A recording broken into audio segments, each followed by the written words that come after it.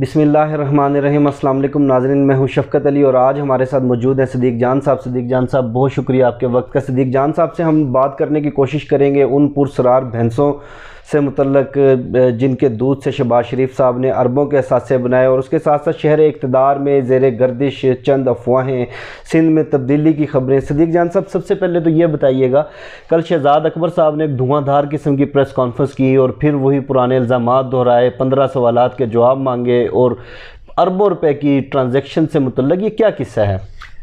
دیکھیں، بات یہ ہے کہ باتیں تو اس میں بڑا وزن تھا، بڑی جان تھی ان باتوں میں۔ ایسا نہیں ہے کہ کوئی ہوائی باتیں تھیں۔ انہوں نے ٹرانزیکشنز بتائیں، انہوں نے چیک، انہوں نے ایک ایک چیز کا حوالہ دیا، لیکن اس کے بعد جو آپ نے اپنے انٹرو میں ذکر کیا شہر اقتدار میں افواہوں کا، مسئلہ وہ ہے کہ میں نے کل بھی 2 ویڈیوز میں بات کی تھی کہ شہزاد اکبر صاحب نے جب یہ کہا کہ ہمارے اوپر بہت دباؤ ہے، تو اس چیز کا فائدہ اٹھا رہی ہے نون لیگ کے لوگ۔ آج شہر اقتدار میں مختلف لوگوں کو کالز کر کے کہہ رہے ہیں کہ دیکھا ہے، اچھا شہباز شریف صاحب کی بات جو ہم بتاتے تھے وہ ٹھیک ثابت ہوئی ہے کہ شہباز شریف رابطے میں ہیں، پنڈی والوں کے ساتھ معاملات ان کے ٹھیک ہیں، اور ان کو یہی پریشانی ہے کہ ان کو پنڈی کی طرف سے بڑا دباؤ ہے شہباز شریف کے خلاف نہ جانے کے حوالے سے۔ نون لیگ کا خیر یہ وتیرہ ہے کہ نون لیگ ہمیشہ سے یہ تاثر of camera, of the record دینے کی کوشش کرتی ہے کہ ہمارے فوج سے بھرپور رابطے ہیں، فوج اور ہم ایک پیج پر ہیں، فوج کے معاملات طے ہو گئے شہباز شریف کے ساتھ۔ بلکہ انہوں نے تو کچھ میڈیا کے لوگوں کو یہ بات بھی کی تھی، اور ہمارے کچھ اینکرز نے اپنے پروگرامز میں بھی یہ بات کوٹ کر دی تھی کہ شہباز شریف صاحب لندن میں بیٹھے ہوئے اپنی کابینہ فائنل کر رہے ہیں، اچھا کہ وہ جب واپس آ کے وزیر اعظم کا حلف اٹھائیں گے تو ان کے وزیر کون کون ہوں گے۔ یہ بڑی وہ عجیب قسم کی حکومت، میرا خیال ہے ڈیجیٹل حکومت کا منصوبہ تھا کہ لیپ ٹاپ پر بیٹھ کر وہ حکومت چلائیں گے کمرے میں بیٹھ کے۔ وہ شہباز شریف صاحب کو آپ کو پتہ ہے اداکاری میں تو ان کو کوئی مات نہیں دے سکتا۔ تو اب نون لیگ دوبارہ یہ تاثر دے رہی ہے۔ اچھا، یہ تاثر یہ ہر 15 دن دیتے ہیں کہ اس معاملے میں ہماری بات ہو گئی ہے، فوج سے معاملات ہیں، اور یہ وہ جیسے وہ یہ سمجھتے ہیں کہ چلیں اب میں اس پہ نہیں جاتا، کچھ چیزیں ہیں وہ اس پہ ابھی بات نہیں کرتے، اس پہ پھر ٹائم آئے گا تو بات کریں گے۔ تو بات یہ ہے کہ شہزاد اکبر صاحب کی بات سے ظاہر ہے ابہام تو پیدا ہوا جب انہوں نے یہ کہا کہ ہمارے اوپر اتنا دباؤ ہے کہ اگر میں بتاؤں تو آپ بھی میرے ساتھ رونے لگ جائیں گے۔ رپورٹرز کو انہوں نے کہا کہ نظام آڑے آ جاتا ہے، انہوں نے بہت کچھ کہا۔ تو ظاہر ہے لوگوں کے ذہن میں پھر سوال تو اٹھتے ہیں کہ جب آپ یہ کہتے ہیں کہ ان کو بچانے کے لیے ہمارے اوپر بہت دباؤ ہے تو حکومت کے اوپر کون دباؤ ڈال سکتا ہے؟ نہ نیب دباؤ ڈال سکتا ہے، نہ عدلیہ دباؤ ڈال سکتی ہے۔ ظاہر ہے یہ ایک حقیقت ہے، اس حقیقت کو تسلیم کرنا پڑتا ہے کہ پاکستان میں فوج کا ادارہ بہت ایک طاقتور ادارہ ہے، اور اس کے بارے میں جب یہ کہا جاتا ہے کہ ہم کہتے ہیں نادیدہ قوتیں، یا ہم کہتے ہیں مقتدر حلقے، یا جب ہم کہتے ہیں خلائی مخلوق، یا جب ہم کہتے ہیں پنڈی، تو اس سے ظاہر ہے بات یہی ہوتی ہے کہ فوج۔ تو آپ نون لیگ بھی یہ دعویٰ مطلب خود اپنے کچھ اینکرز کو رابطہ کر کے کہہ رہے ہیں کہ ہم کہتے تھے نا، تو یہ نہیں ان کے بس کی بات نہیں شہباز شریف کو پکڑنا۔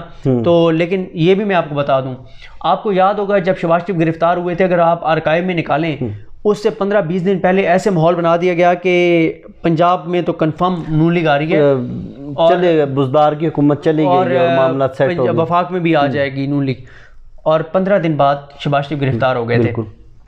تو یہ تاثر بہرحال اب نون لیگ دے رہی ہے۔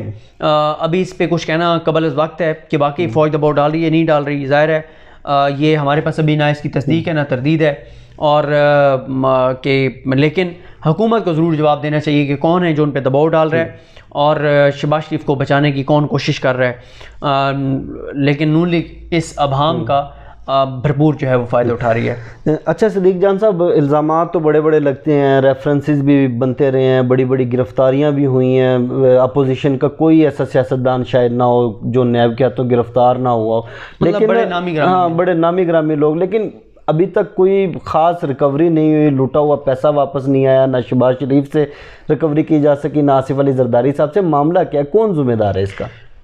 یہی ہمارا المیہ ہے، اس میں تو کوئی شک نہیں ہے کہ ایک لفظ جس کو ہم نظام کہتے ہیں، نظام ذمہ دار ہے، لیکن براہ راست اگر آپ مجھ سے پوچھیں تو اس کے ذمہ دار ہماری عدلیہ ہے اور ہمارا نیب کا ادارہ ہے۔ یہ 2 ادارے ذمہ دار ہیں۔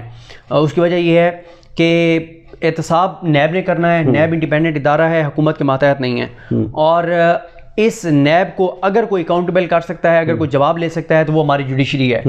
اور اگر یہ کیسز جو چلتے ہیں وہ احتساب عدالتوں میں چلتے ہیں, تو یہ ادارے ذمہ دار ہیں. اور عمران خان صاحب پہ اس لیے دباؤ آتا ہے کہ ظاہر ہے یہ نعرہ عمران خان لگا کے آئے ہوئے ہیں کہ میں احتساب کروں گا اور میں احتساب کے لیے آیا ہوں, لیکن نہ تو عدالتیں ان کے ماتحت ہیں, نہ نیب ان کے ماتحت ہے. البتہ عمران خان جو کوشش کر سکتے ہیں وہ یہ کر سکتے ہیں کہ عمران خان اٹارنی جنرل پاکستان کو کہیں کہ وہ چیف جسٹس پاکستان سے بات کریں, اور یہ دیکھیں عمران خان صاحب کہ اگر نیب کے دائرے میں اچھے پراسیکیوٹر کی ضرورت ہے ان کو فنڈ دیں, اچھے وکیل ان کو فراہم کریں, اور عمران خان صاحب جو ہیں وہ احتساب عدالتوں کی تعداد زیادہ کرنے کے حوالے سے کہیں کہ ہم ڈبل کرتے ہیں اور ہم اس کے لیے فنڈنگ کرنے کو تیار ہیں. عمران خان کا اگر آپ مجھ سے پوچھیں تو 30% اس میں اگر مجھ سے پوچھیں قصور ہے, جو احتساب اس طرح سے نہیں ہو رہا جس طرح ہونا چاہیے. 70% جو ذمہ داری ہے وہ نیب اور عدلیہ کی ہے, اور باقی جو ریکوری نہیں ہو رہی اس میں ظاہر ہے بڑا کیس تو نواز شریف کا ہے کہ وہ پیسے کیوں نہیں ریکوری ہو رہی. اس کی وجہ یہ ہے کہ وہ معاملات اسلام آباد ہائی کورٹ میں پینڈنگ ہیں. اب اسلام آباد ہائی کورٹ کو چاہیے, جسٹس اطہر من اللہ صاحب کو, چیف جسٹس اسلام آباد ہائی کورٹ کو چاہیے کہ وہ سنیں کیسز کو منطقی انجام تک پہنچائیں.